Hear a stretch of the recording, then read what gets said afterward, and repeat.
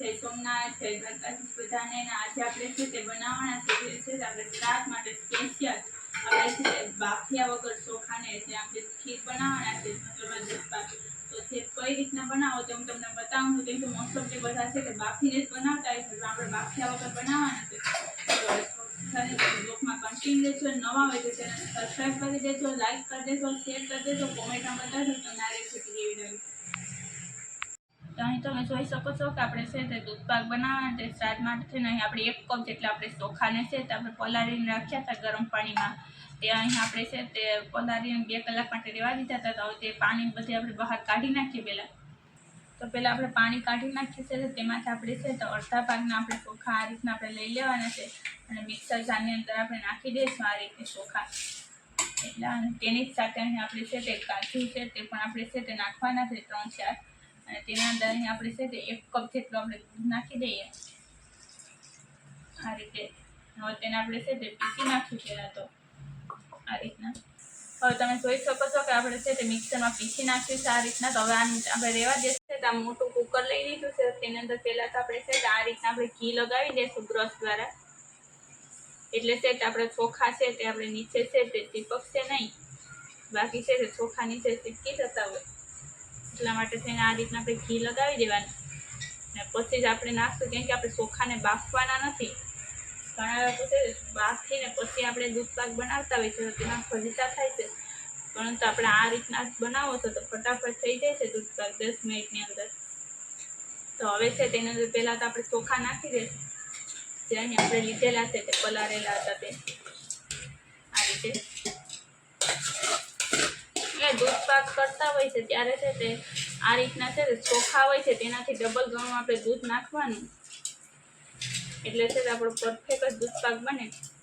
તો અહીં આપણે ચોખા નાખી દીધા છે. તો અહીં આપણે છે તો હવે આપણે દૂધ નાખવાનું છે. તો આ દૂધ આપણે નાખી દઈશું આ રીતે. તો હવે છે તેની અંદર આપણે દૂધ નાખી દીધું છે. તો હવે તેના અંદર જે આ રીતની આપણે તર હોય છે તે પણ નાખી દેવાની મલાઈ. એટલે છે કે આપણું પરફેક્ટ એવો આપણો દૂધ પાક બને એકદમ ઘટ એવો. આ રીતના નાખ્યા હોય તો હવે તેની અંદર આપણે ખાંડ નાખવાની છે. તો અહીં તમે જોઈ શકો છો કે આપણે છે જેટલા આપણે ચોખા લીધા હતા તેટલા જ પ્રમાણમાં આપણે ખાંડ પણ નાખી દઈશું આ રીતે. તો અહીં તમે જોઈ શકો છો આપણે ખાંડ નાખી દીધી છે. તો આપણે સારી રીતના આપણે મિક્સ કરી નાખશું આ રીતે. હવે છે તેને આપણે છે ઢક્કણ પેક કરીને આપણે ગેસમાંથી ચડાવવાનું છે. પરંતુ આપણે જે આ કુકરનું જે ઢક્કણ હોય છે તેને છે તેની ઉપર અહીં આપણે છે તે તેલ લગાવી દઈશું. કઈ જગ્યાએ લગાડો તે હું તમને બતાવું છું આ રીતના. કે ત્યાંથી છે તે હવા પ્રેશર થતી હોય છે તે જ જગ્યાએ આપણે આ રીતના આપણે છે તે લગાવી દઈશું બોલમાં. એટલે છે તે હવે છે તે આપણે કુકરમાં છે તે સીટી થાય પણ તો પણ છે તે અહીં છોટે નહીં આ રીતના. હવે તેને આપણે ઢક્કણ પેક કરી દઈએ. હવે આપણે ગેસમાંથી તેને મૂકી દઈશું. તો હવે છે તો આપણે આ રીતે છે તે ગેસને ચાલુ કરી અને તેની ઉપર આપણે છે તે મૂકી દઈશું કુકરને. અને તેને આપણે છે થોડી વાર માટે થઈને આપણે હાઈ રાખશું 5 મિનિટ માટે થઈને. પછી આપણે હાવ સ્લો કરી દઈશું જેથી કારણ કે કુકર ગરમ થાય એટલે તેને સ્લો કરી દેવાનું છે. હવે તમે જોઈ શકો છો કે 5 મિનિટ થઈ ગઈ છે. તો હવે તેને આપણે છે ગેસને હાવ સ્લો કરી દઈશું અને તેને આપણે અડધી કલાક માટે થઈને આપણે રહેવા દઈશું. એટલે છે આપણું પરફેક્ટ એવું છે દૂધ પાક થઈ જશે. તો હવે છે તે અડધી કલાક થઈ ગઈ છે. તો આપણે છે કુકરને ખોલી નાખશું અને તમે જોઈ શકો છો કે અત્યારે છે તે એકદમ ઘટ એવો આપણો દૂધ પાક થઈ ગયો છે આ રીતે. અને છે તે આપણા ચોખા છે તે પણ સડી જ ગયા છે આ રીતના તમે જોઈ શકો છો. તો હવે તેની અંદર આપણે છે વધારે ઘટ થવા માટે ગેસની ફ્લેમ આપણે સ્લો જ રાખવાની છે. હવે તેની અંદર આપણે નાખશું જે અહીં આપણે છે તે પીસી ગળ રાખ્યા હતા ચોખા ને તે બધી આ રીતે. તો અહીં તમે જોઈ શકો છો કે આપણે તે નાખી દીધું છે ને આપણે સરસ મજાના આ રીતના મિક્સ કરી લઈએ. હવે છે તેની અંદર છે તો આપણે નાખી દઈશું જે અહીં આપણે એલચી પાવડર ને એલચી લીધી છે જે ફોતરાઈના હોય છે તે. તો તે બધે આપણે નાખી દઈશું કેમ કે તેનો સ્મેલ એકદમ આવે છે દૂધ પાકમાં એટલા માટે. અને તે નાખીને પણ આપણે થોડીક વાર હલાવશું પછી જ આપણે આગળ નાખશું. તો તમે જોઈ શકો છો કે આપણે છે તે એલચી પણ નાખી દીધી છે. તો તેની અંદર અહીં આપણે છે તે કિસમિસ આવે છે તે નાખી દઈશું આ રીતના. અને તે નાખીએ હવે તેની અંદર અહીં આપણે છે તે ડ્રાયફ્રૂટ નાખવાના છે. તો આપણે છે તે ડ્રાયફ્રૂટ પણ આપણે નાખી દઈએ આ રીતે, જે આપણે લાંબી સીઝમાં આપણે કાપ કરેલ છે તે.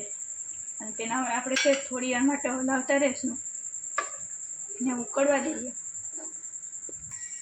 તો તમે જોઈ શકો છો કે આપણું છે તે દૂધ પાક છે તે સરસ મજાનું ઉકળી ગયું છે. આ રીતના આપણે બધી વસ્તુ ડ્રાયફ્રૂટને નાખી દીધું છે. પછી તો હવે તેને આપણે નીચે ઉતારી લઈશું પહેલાં તો હવે તમે જોઈ શકો છો કે આપણે નીચે ઉતારી લીધો છે ને એકદમ ઘટ એવો આપણો દૂધ પાક રેડી થઈ ગયો છે. તો તેને આપણે છે તે પહેલાંમાં કાઢી લઈશું આ રીતે. પાક બની ગયો છે. તો આ રીતના તમે છે તે સ્ટાર્ટમાં તમે પણ ચોક્કસ બનાવજો આ રીતના.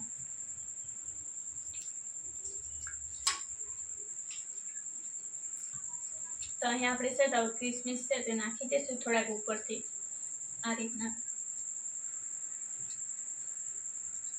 કેમ કે આ રીતના ઉપરથી પણ થોડા ઘણા નાખો છો તો તેની સ્મેલ છે તો વધારે સારી આવે છે. હવે તેની ઉપર અહીં આપણે ડ્રાયફ્રૂટ લીધા છે તે પણ આપણે કાચું બનાવીને છે તે આ રીતના સાઈઝના કટ કરેલા તે પણ નાખી દઈશું.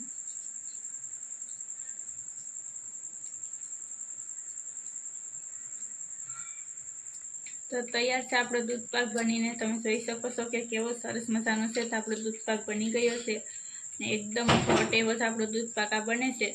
અને છે તે આ શ્રાદ્ધ માટે છે તમે સ્પેશિયલ તમે બનાવી શકો છો. અને છે તે તમે પ્રસંગમાં પણ આ રીતના દૂધ પાક પણ બનાવી શકો છો. અને નવા હોય તો ચેનલને સબસ્ક્રાઈબ કરી દેજો, લાઇક કરી દેશો, શેર કરી દેશો અને કોમેન્ટમાં બતાવશો કે તમને આ રેસીપી કેવી લાગી છે તે.